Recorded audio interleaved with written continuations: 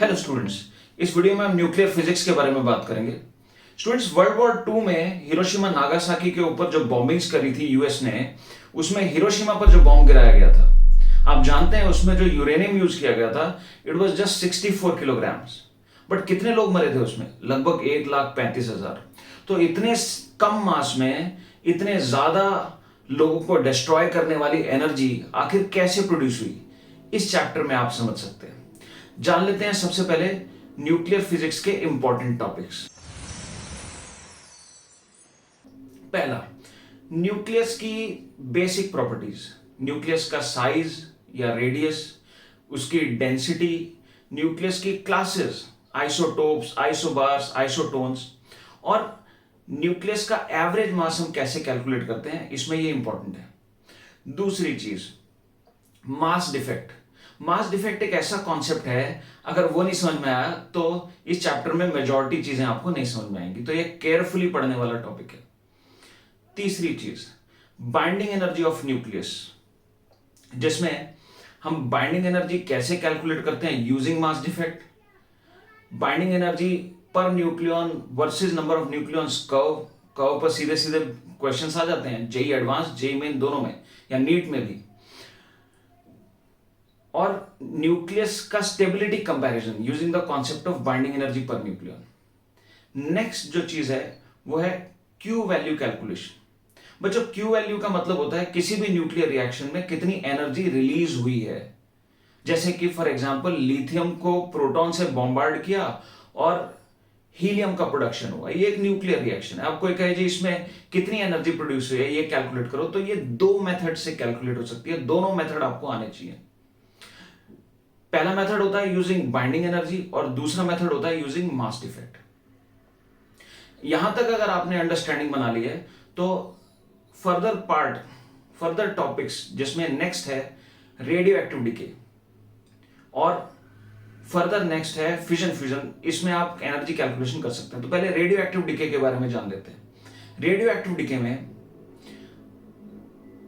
Radio activity का basic मतलब, इसके laws, concept of half life, concept of mean life, और इसके टाइप्स जिसमें alpha decay, beta decay, gamma decay, K capture को भी हम इंक्लूड कर लेते हैं। ये काफी इंपॉर्टेंट है। फर्दर नेक्स्ट जो टॉपिक है फिजन फ्यूजन। फिजन जो कि हिरोशिमा वाले बॉम्ब के एनर्जी प्रोडक्शन का बेसिस, इसे फ्रेगमेंटेशन भी बोलते हैं। इसकी अच्छी अंडरस्टैंडिंग होनी चाहिए, इसके रिएक्शंस मालूम होने चाहिए आपको। फ्यूजन, सन के अंदर जो एनर्जी प्रोडक्शन के लिए रिस्पॉन्सिबल रिएक्शन है। फिजन और फ्यूजन को जब कंट्रोल वे में किया जाता है तो उस अरेंजमेंट को बोलते हैं रिएक्टर। तो रिएक्टर्स के डिजाइन आपको आने चाहिए फिजन फ्यूजन दोनों के केस में।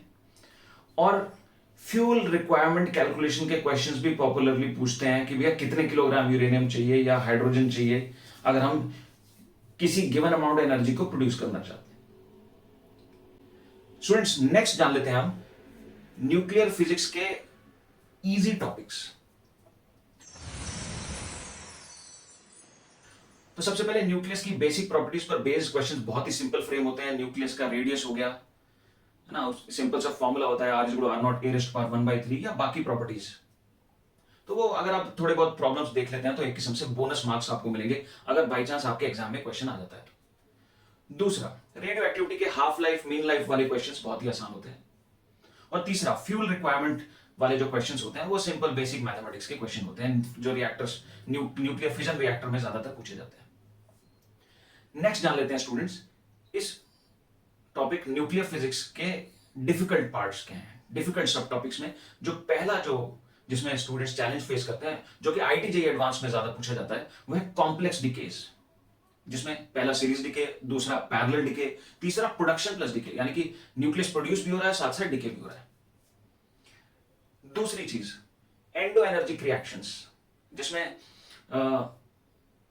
एनसीईआरटी भी इस थ्योरी को कवर नहीं करता, लेकिन क्वेश्चंस हिस्ट्री में पूछे गए हैं। दोबारा रिसेंटली अभी एक क्वेश्चन आया था जेईई एडवांस में इस पर बेस्ड। तो ये यूजुअली कम पढ़ाया जाता है, पॉपुलर उतना नहीं है, लेकिन आपको पढ़ लेना चाहिए अगर आप कोई चांस नहीं लेना चाहते तो। और तीसरा जिसमें थोड़ा केयरफुली आपको समझने की आवश्यकता रहती है वो है nuclear force and its properties. Next students हम जान लेते हैं कि इस चैप्टर में अच्छी अंडरस्टैंडिंग के लिए प्री रिक्विजिट्स क्या है। तो एक सिंपल सा प्री रिक्विजिट है आपका कि आपको एटॉमिक स्ट्रक्चर की अंडरस्टैंडिंग होनी चाहिए। तो जब आप एटम पढ़ें, उसका स्ट्रक्चर समझें, तो उसको ध्यान से समझें।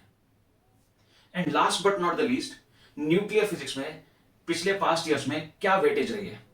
तो स्टूडेंट्स अगर जेई मेन की बात करें तो इसमें पिछले 3 साल यानी कि 21, 22, 23 लगभग तीनों सालों में ही हर पेपर में ऑन एन एवरेज एक क्वेश्चन रहा है, यानी कि आप बोल सकते हैं 4 मार्क्स की या 4% की वेटेज रही है।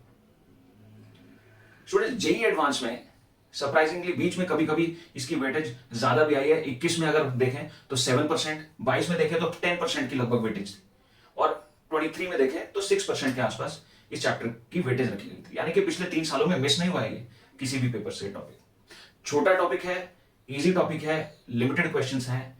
मॉरल ऑफ द स्टोरी है कि टॉपिक न्यूक्लियर फिजिक्स इंपॉर्टेंट है और मजा आएगा।